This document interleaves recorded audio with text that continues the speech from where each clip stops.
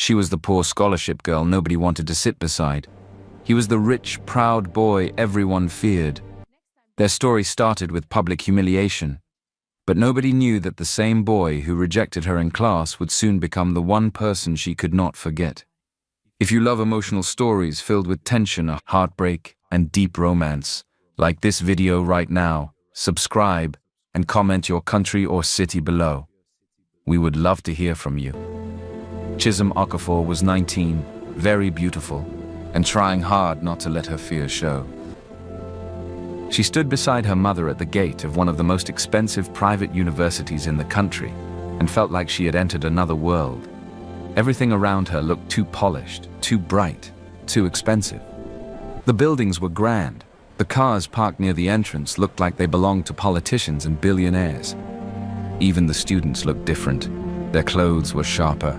Their voices were more confident. Their laughter sounded like the kind that came from people who had never had to count money before spending it.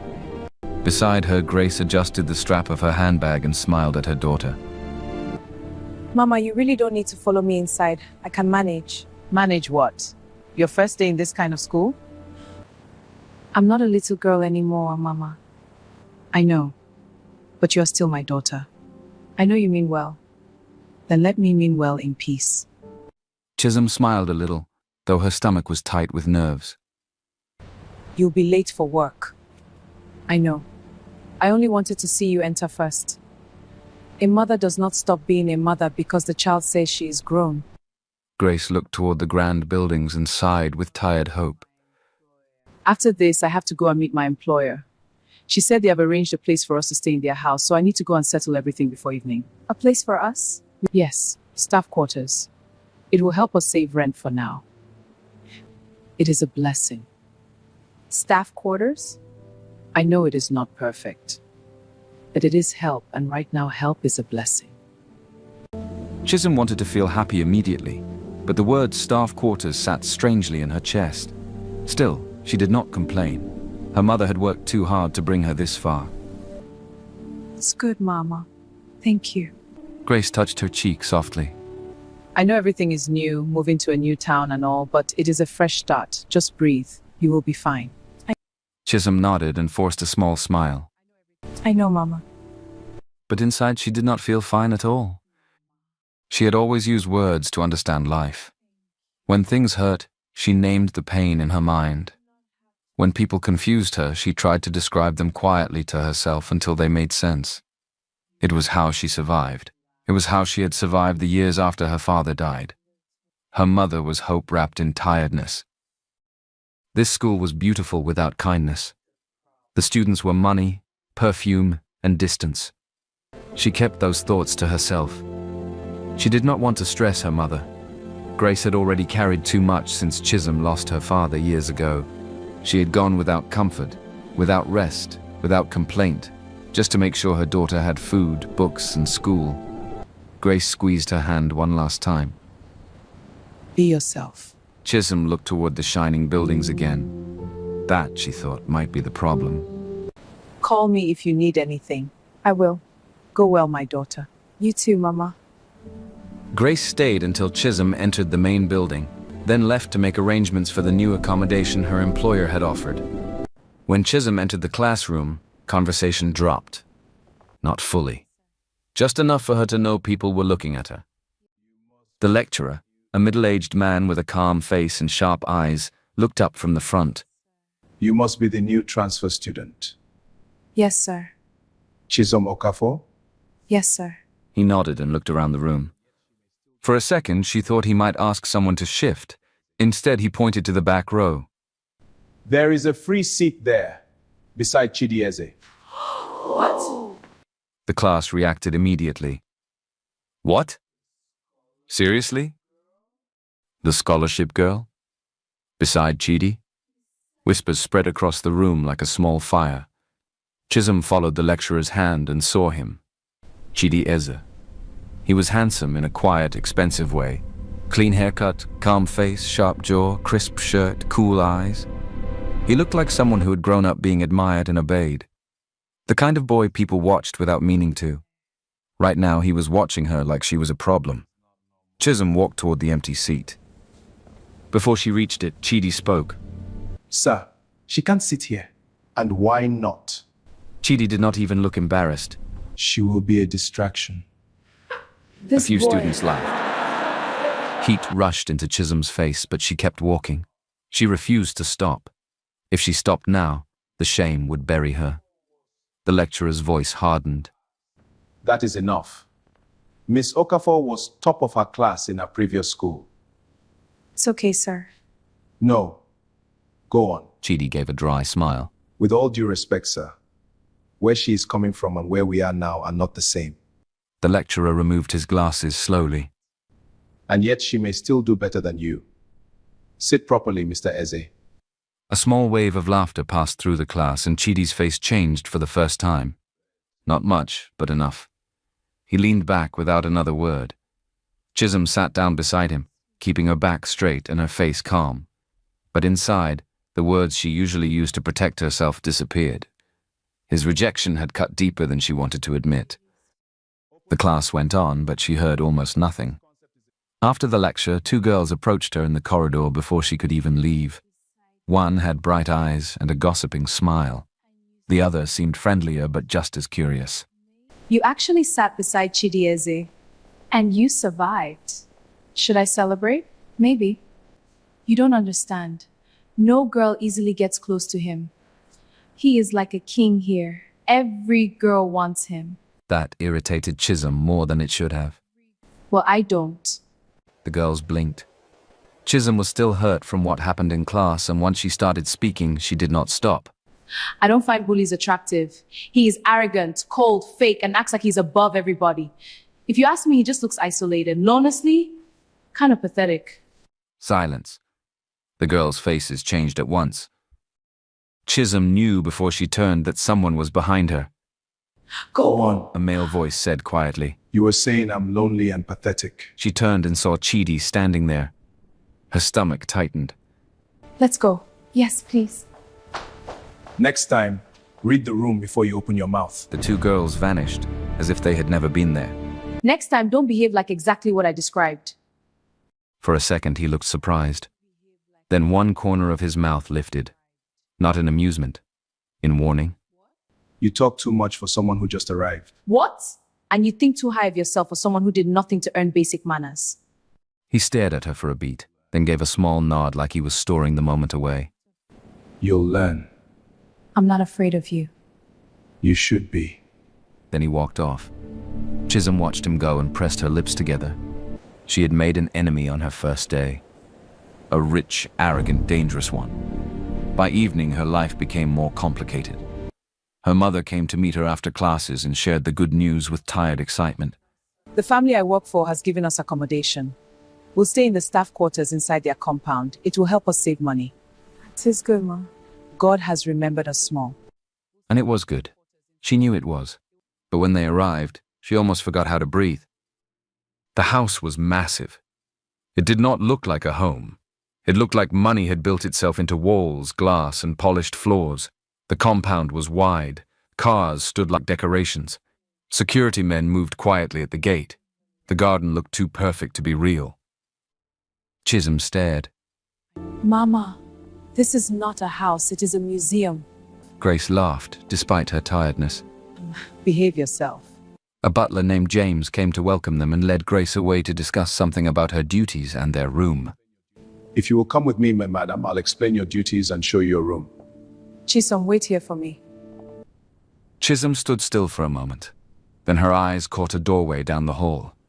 She moved toward it before she could stop herself. It was a library. A beautiful one. Tall shelves climbed the walls. Rich wooden furniture filled the room. Rare books sat in perfect rows. The air itself felt expensive and quiet. Impressed? The voice behind her nearly made her jump out of her skin. She turned. Chidi. He stood by the door with his hands in his pockets, looking at her like the universe had just told him a bad joke. You? My exact thought. She looked around the room again, then back at him. Wait, this is your house? My house. My library. And now apparently your new home too. Before she could answer, James entered behind them. Master Chidi, Miss Chisholm and her mother have arrived. Madam Grace accepted the arrangement. There has to be some mistake. No mistake, madam. Chisholm looked at Chidi, then back at James. I can't stay here. You can. No, I won't. Your room has already been prepared, madam. She glared at him. The truth was already clear. Her mother had agreed. They needed the place. And now she had to live under the same roof as the boy who had humiliated her in front of a full class. Wonderful. The next morning started badly. A driver was unavailable. One of the staff members said the transport arrangement had changed. Someone else was running late. The house was moving in 10 different directions, and in the middle of it, Chisholm realized she might miss her first lecture. Panic rose in her chest. She checked the time again and grabbed her bag. I'll just go. I'll find my way. You want to trek? If I have to. She hurried outside and nearly collided with Chidi near one of the cars. He looked at her once. Why do you look like your life is ending? I am going to be late. That sounds like your problem. She folded her arms. Can you please give me a ride?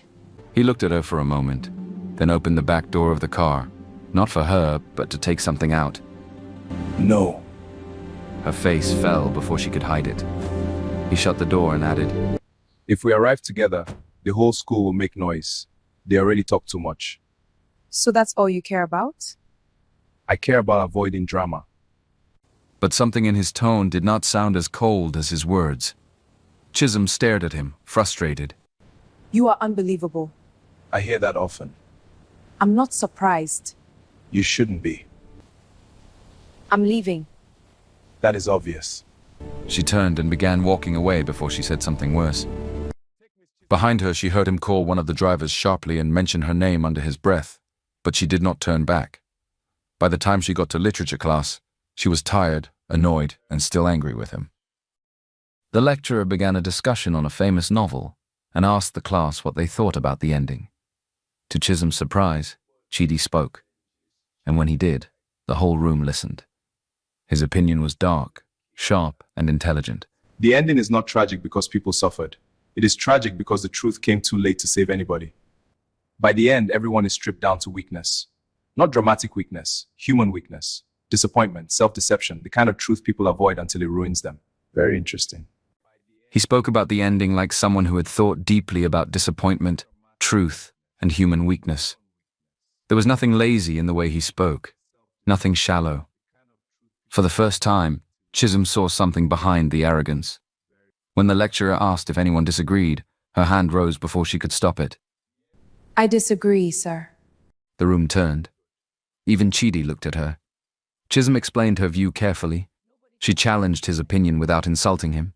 I don't think the ending is weakness. I think it is irony. Sometimes the worst thing is not destruction. Sometimes the worst thing is surviving after becoming something ugly. That is heavier than collapse, because collapse ends something. But survival forces you to keep looking at what you became. The room stayed quiet while she spoke.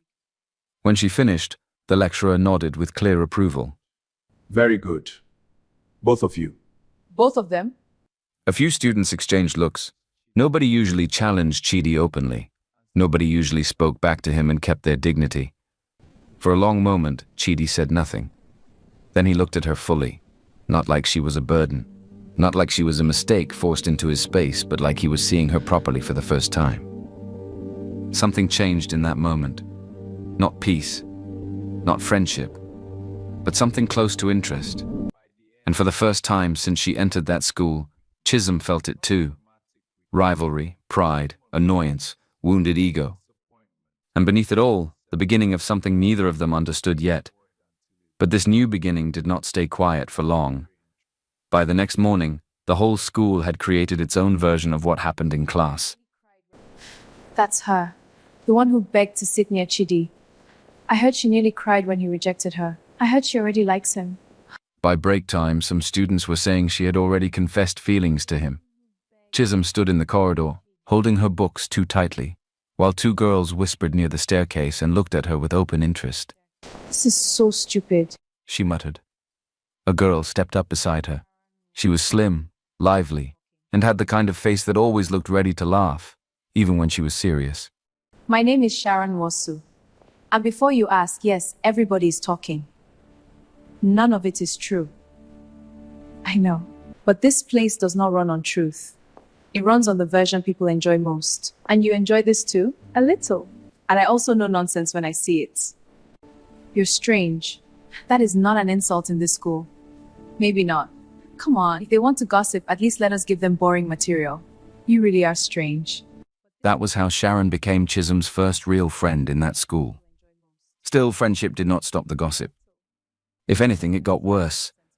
Some girls began looking at Chisholm with quiet dislike. Others watched her like she had stolen something valuable. Chisholm soon understood what was happening. They don't hate me because of me. No. They hate me because Chidieze noticed I exist. Now you're learning how this place works. It's ridiculous. It is. But ridiculous things are taken seriously here. One evening after classes, Chisholm stayed back briefly to return a book.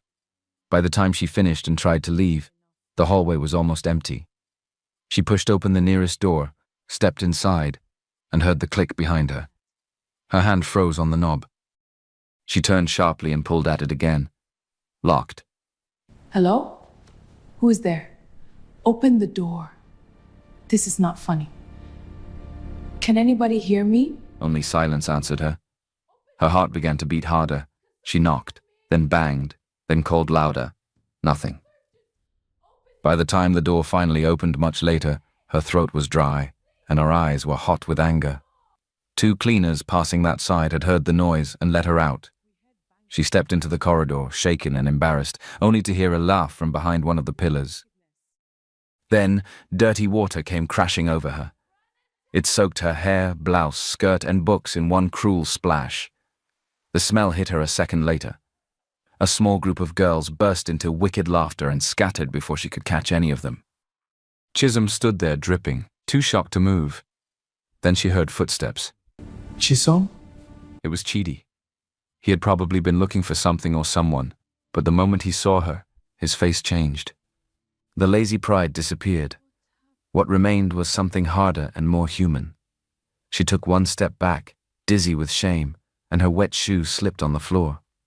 Before she could hit the ground, Chidi caught her.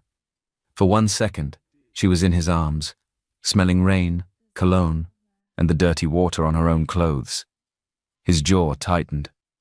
Who did this? Chisholm swallowed. Does it matter? Yes. She pulled away from him carefully. I'm fine.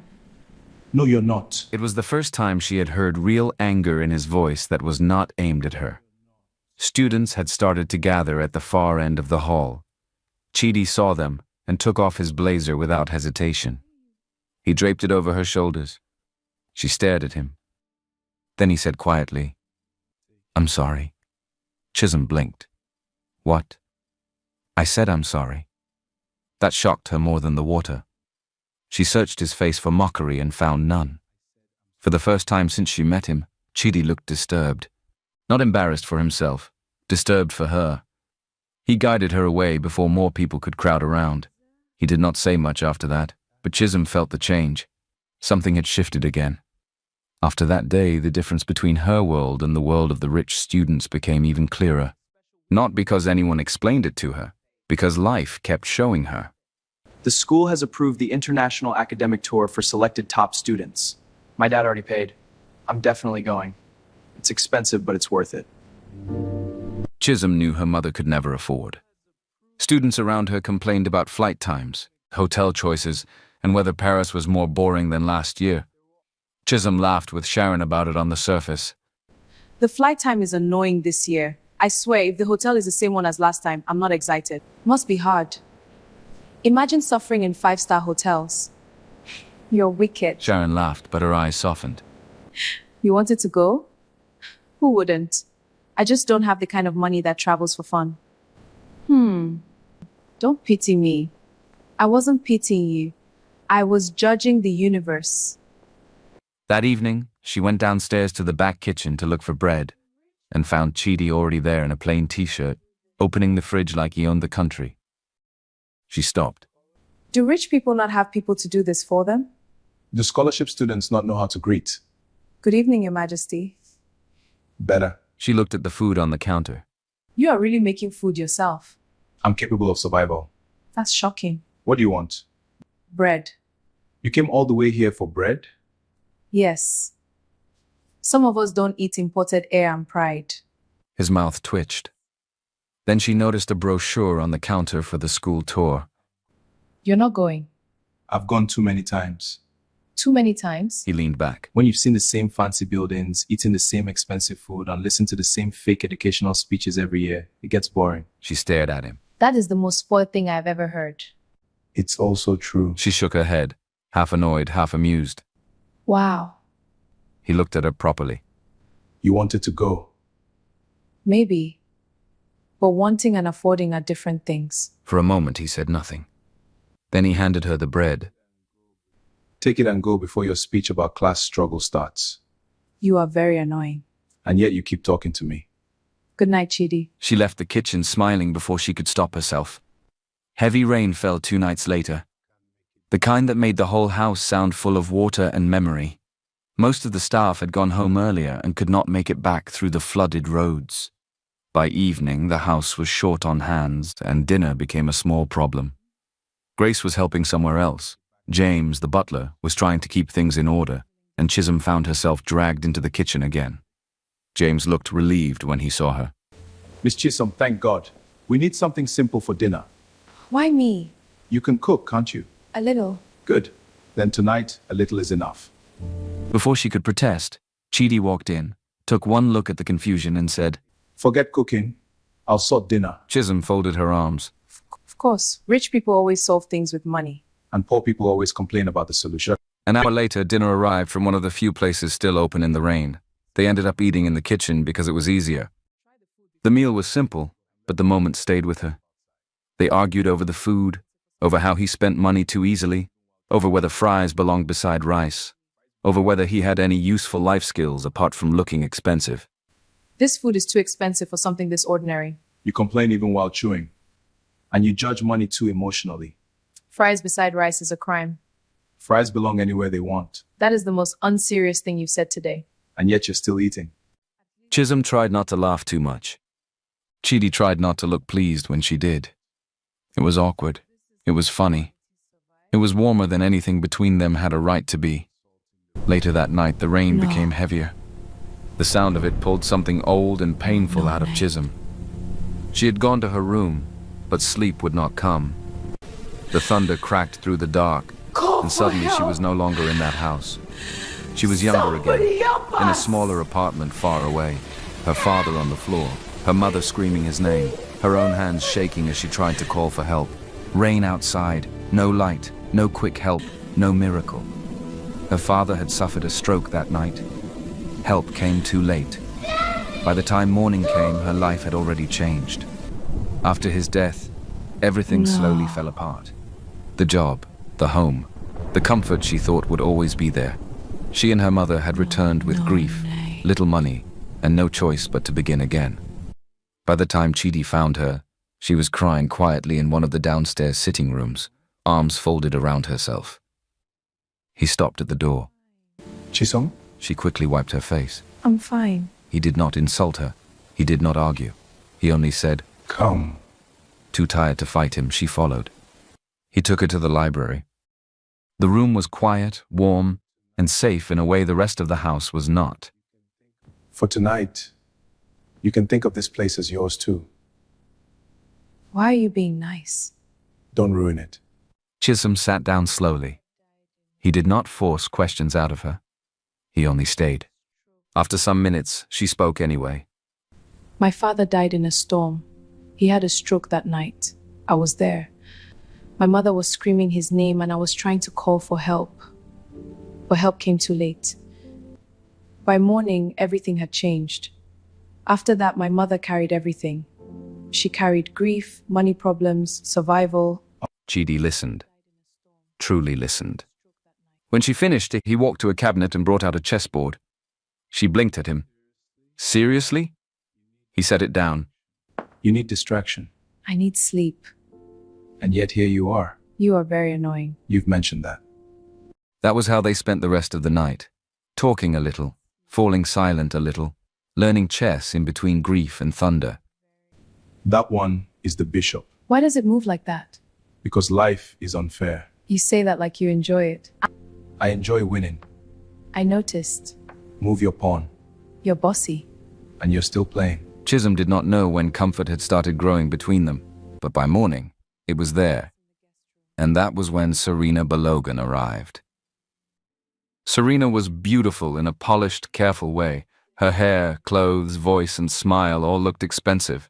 She carried herself like someone raised to enter powerful rooms and expect respect.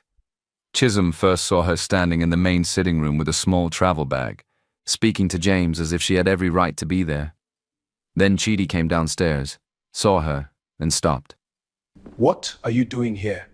Serena smiled as his irritation amused her. Nice to see you too. Chisholm would have walked away, but the next sentence stopped her. Our parents thought it was time we got used to each other again. Since everyone still considers me your future wife. The room went quiet. Chidi's face hardened. Nobody asked me. Serena gave a soft laugh. Since when has that mattered in families like ours? You should have called first. Then her eyes moved to Chisholm. She took her time looking her up and down. And who is this?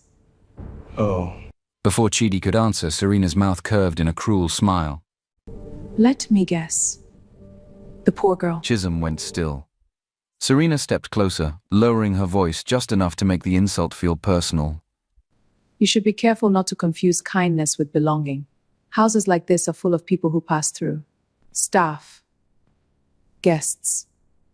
Mistakes. that's enough, Serena. Chisholm's face burned, but she said nothing.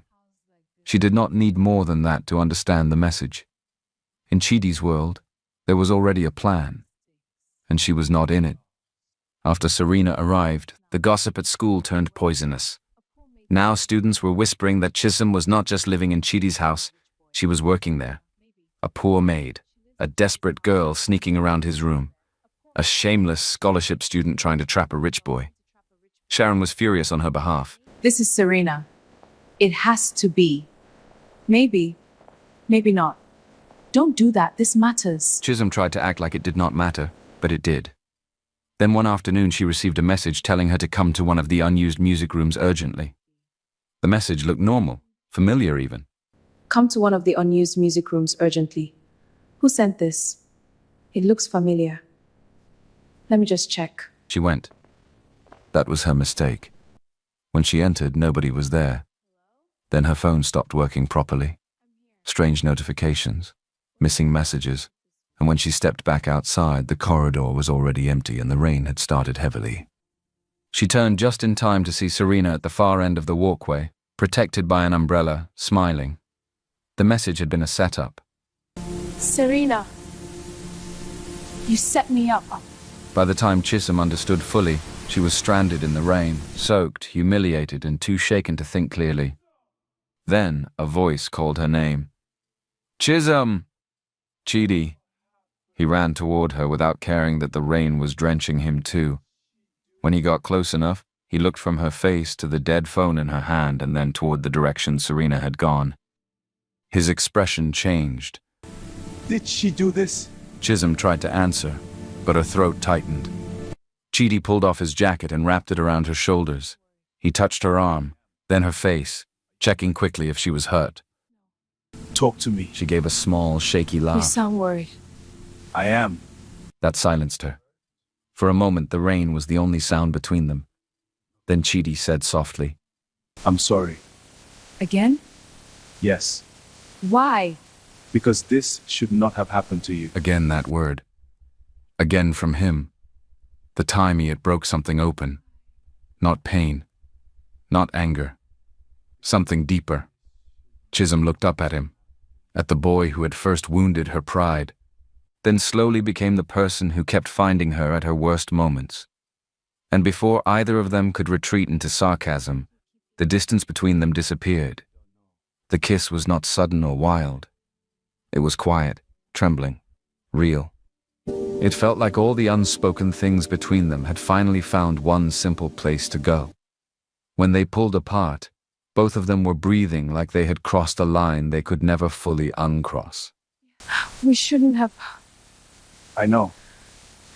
Do you? Yes. After that, Nothing was exactly named, but everything changed. They were not openly together. They did not sit down and announce anything, but they kept finding each other. In the kitchen, in the library, in quiet corners of the house. At school, their teasing became softer around the edges. You're impossible. And yet you keep proving up. That is not what's happening. Then explain it. At home, their silence became easier. They still argued, still irritated each other, still threw pride around as it could protect them, but now there was warmth under it. You're not listening halfway, are you? No, That's new. maybe you're worth listening to. That was almost nice. Don't get used to it. Too late. Their literature lecturer, Mr. Lawson, soon paired them together for a major essay. For the major essay, I'm pairing the two brightest stubborn heads in the room, Miss Okafor and Mr. Eze. Enemies to study partners? This school will not survive. Please be serious. Very. Working together only made things worse in the best way. Chisholm noticed that Chidi listened when she spoke, not politely, not halfway, fully. Chidi noticed that around her, he no longer felt the need to act bored or distant all the time. Their private jokes started growing. Their old lines returned in new ways. You are annoying. And yet you came. People around them began whispering again. This time, Sharon only shook her head and said, You two look like enemies who are secretly married. Sharon, what? I only said what everybody can see. Nobody can see anything. That's because you're blind. Chidi said nothing. But the look he gave her after that stayed with her long after everyone else had gone. She talks too much. So do you. And yet you keep listening. That same night, they found themselves in the library again. It had become their place without either of them saying so. The room was quiet. The house had gone still. A soft lamp burned near the shelf behind them. Chisom sat on one side of the table, pretending to read. Chidi sat opposite her, pretending to do the same. Neither of them was reading. After a while, Chisom looked up and caught him already looking at her. What? You talk too much. And yet you keep listening. That's true. That made him smile too, faintly. The silence between them changed. It grew warmer, slower, the kind that made her heart beat louder. He stood first. She stood too. They moved closer without planning to. For a moment, they only stared at each other. Why are you looking at me like that? I don't know. That's not helpful. I'm not trying to be helpful. Chidi lifted one hand and touched a loose strand of hair near her face. Chisholm stopped breathing. He leaned in. Then a voice cut through the room like a whip. What is going on here? They turned sharply. At the door stood Chidi's parents. Chief Richard Ez was tall, severe, and dressed in expensive evening clothes. Mrs. Patricia Ez stood beside him, elegant and cold, her face full of disgust. They looked like they had walked in on something filthy, not tender. What is going on here? Mrs. Patricia's eyes went straight to Chisholm. So it is true. In my house? Enough. Chidi stepped in front of Chisholm a little. Enough. Mrs. Patricia let out a short laugh. Enough? You bring a staff child into your library at night and tell us enough? Chisholm felt the words like slaps. Chidi's voice sharpened. She's not what you think. No, his father said. She is exactly what we think. A distraction. A mistake. A girl who has forgotten where she belongs. That was the real problem. Not the almost kiss, not the library. Chisholm's background. Chidi shocked them both by saying it plainly. I care about her. I'm not ashamed of that. For 1 second, everyone went quiet. Then Miss Patricia's face changed completely. You should be. Chief Richard stepped forward. Do you understand what family you come from? What your name carries? The doors that open for you? The privileges tied to obedience? Chidi did not look shaken by that. But then his father lowered his voice. We can fix this quietly. Or we can let this girl and her mother learn what power really means. Chidi's face changed at last. Chief Richard continued, calm and cruel. Scholarship students are easy to remove. One bad report, one scandal, one disciplinary issue, one broken opportunity. Do you think her future is beyond reach? Chisholm did not hear every word after that. But she heard enough. Enough to understand that she had become dangerous to the image of the family. Enough to understand that Chidi's silence beside her was no longer pride. It was fear. The next day, Chidi came to find her in the small sitting room near the back stairs. He looked tired, too calm. That frightened her more than anger would have. What happened? What did they say? He did not sit. You and your mother have to leave. The room spun for a second. What? My parents ended the arrangement. They fired your mother. Because of us? He looked away. Chisholm moved closer. Chidi, talk to me. Chidi, talk to me. This went too far. What are you saying? I'm saying I was careless. She stared at him. No. No.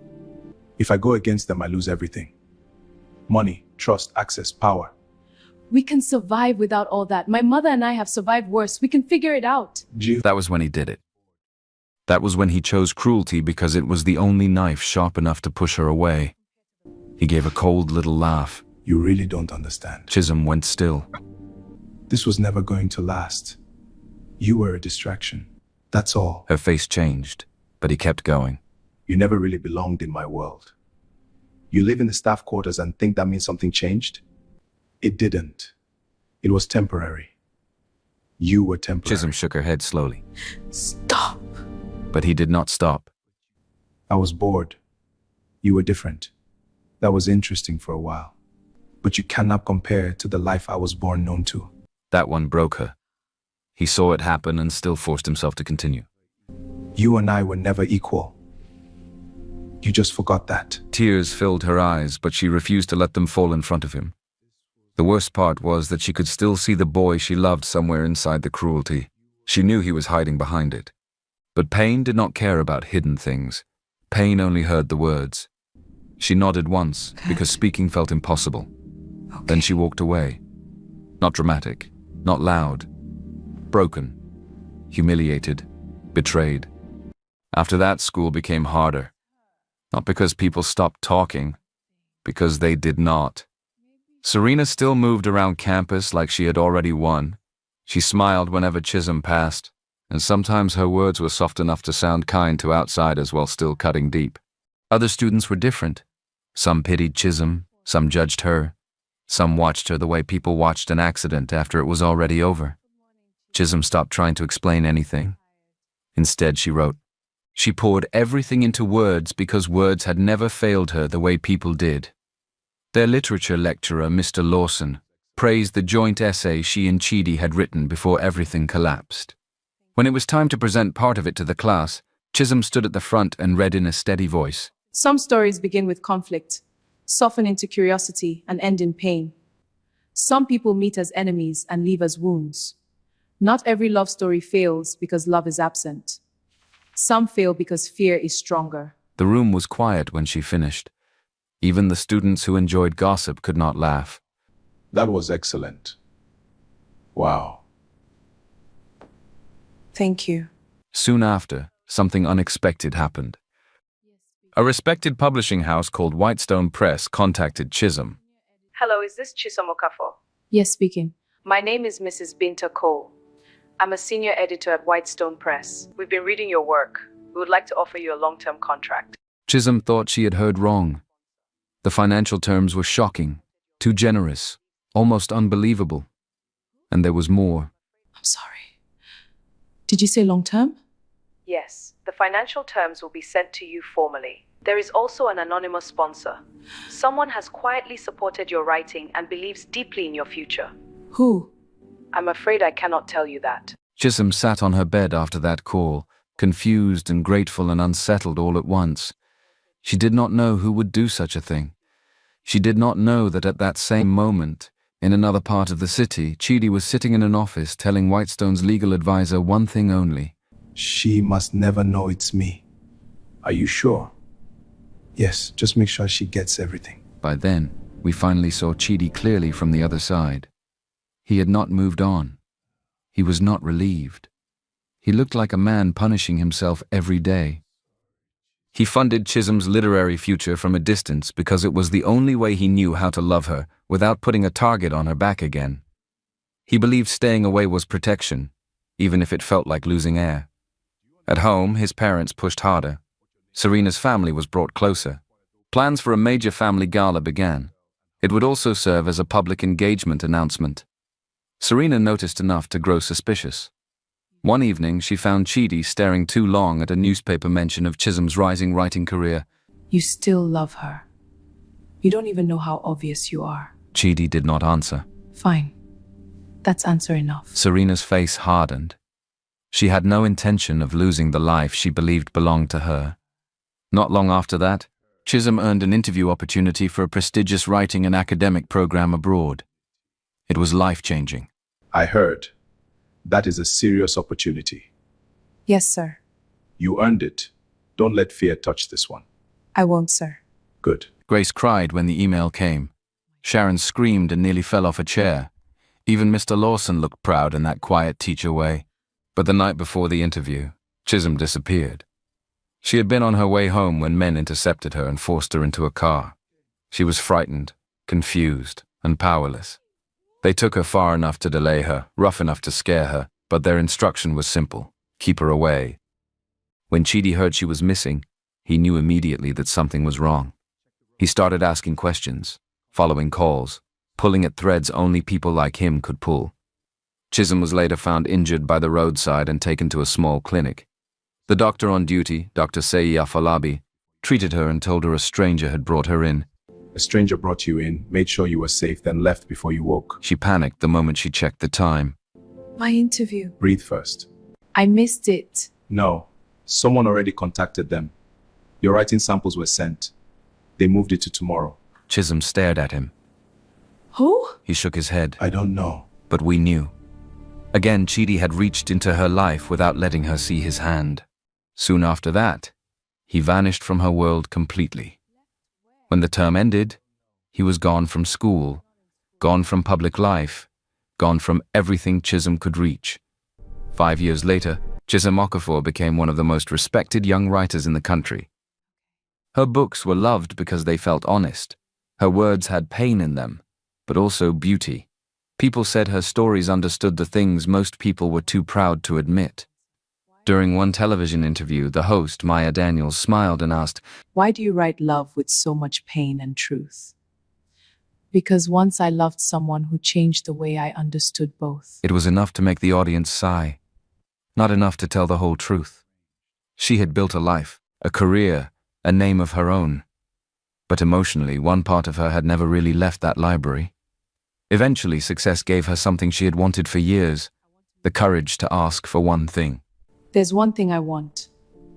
I want to meet the anonymous sponsor. You're sure? Yes. I've wanted that for years. A private meeting was arranged. Chisholm entered the restaurant's private room expecting an elderly benefactor, a businessman, maybe even an old professor. Instead, she saw Chidi. Older now, broader, more handsome than before in a way that no longer felt youthful and careless. He looked like a man who had learned the cost of silence. The shock hit her deeply, but not completely. Some part of her had always suspected. For a few seconds, neither of them spoke. Then Chidi stood and said, Hi. Chisholm let out a breath that sounded almost like a laugh. Hi. He looked faintly embarrassed. I had a better speech. It disappeared. That used to happen to me around you. The old banter came back so quickly it hurt. He congratulated her, told her everything she had become came from her own talent, not from him. She thanked him, but she did not pretend the past was dead. One line in one of the anonymous emails sounded like you. I kept telling myself I was imagining it. He looked down. I should have written less like myself. Your punctuation betrayed you. That made him laugh once, briefly, sadly. The door between them opened. Then Chisholm forced the truth all the way out. Why, Chidi? He looked at her for a long moment before answering. Because I loved you then. I still love you now. Back then, I had money around me, but not real power of my own. My family could have destroyed your education, your mother's job, your future. I thought if you hated me, you would walk away fast enough to survive it. Chisholm's eyes filled slowly. So you made the choice for me. Yes. You never let me decide if you were worth the risk. His face tightened. I didn't think I was. That hurt her differently. Being smart doesn't stop people from loving badly, does it? Apparently not. She was moved, angry too, wounded still, all of it at once. Maybe I would have chosen you anyway, even if life became hard. His voice dropped. I know that now. Silence settled between them, but this time it was not empty. It was full of truth, finally spoken. The love had never really died. It had only lived badly, quietly, painfully. After a long time, Chidi asked the one question he had no right to expect answered. Can you give me another chance? Not as the boy I was, as the man I'm trying to be. Chisholm did not forgive him cheaply. Pain that deep should never be brushed aside because someone looks handsome under soft light. But she also did not lie to herself. She still loved him. I won't forgive you cheaply, I know. and I won't do secrecy, no games. No games. Then we begin slowly. They met in daylight, talked honestly, fought fairly, laughed more than either of them expected. They relearned each other carefully. You don't get to hide behind mystery anymore. I'm trying not to. Good. You still interrogate people like a lawyer. And you still answer like someone avoiding prison. No pretending. One evening, when she arrived late to meet him, he looked at her and said, You're annoying. And yet you came. There you are. Don't sound relieved. Too late. Just like that, the rhythm returned. This time, when his family pushed back, Chidi did not bend. He broke away fully from the engagement pressure, publicly, clearly. He stood beside Chisholm in the open, not behind money, not behind silence, not behind a sacrifice nobody asked for. Their wedding was not the biggest society event in the city. It was better. It was warm. Grace cried openly. Sharon cried louder than everyone else and denied it when teased. Mr. Lawson came too, proud in his quiet way. James smiled like he had been waiting years for peace to finally win. Even some old wounds softened in the light of that day. When it was time for vows, Chidi looked at Chisholm with the same deep stare that had once almost led to disaster in a library. Only this time, nobody interrupted. I vow to tell you the truth, even when truth is harder than silence. I vow to choose you openly, again and again, in peace, in argument, in every season. Chisholm laughed through tears before speaking. I vow to love you honestly, not perfectly. Honestly, I vow to argue with you when you deserve it, to read what you write even when it annoys me, and to keep choosing you too. Then she added, And I vow never to let you pretend you are not deeply dramatic. that made everyone laugh properly, including him. Their honeymoon was filled with the same teasing that had once lived in kitchens and over chessboards. At one point, Go and change that outfit. Why? It's too distracting. Don't tell me what to do. That's what I thought. and that was how the story truly ended. Not with gossip, not with fear, not with rich people deciding who belonged where. It ended in peace, with truth, with a love that had survived pride, distance, class difference, and years of silence. After all the noise, Chisholm and Chidi finally found what both of them had been searching for from the beginning. Home. In each other.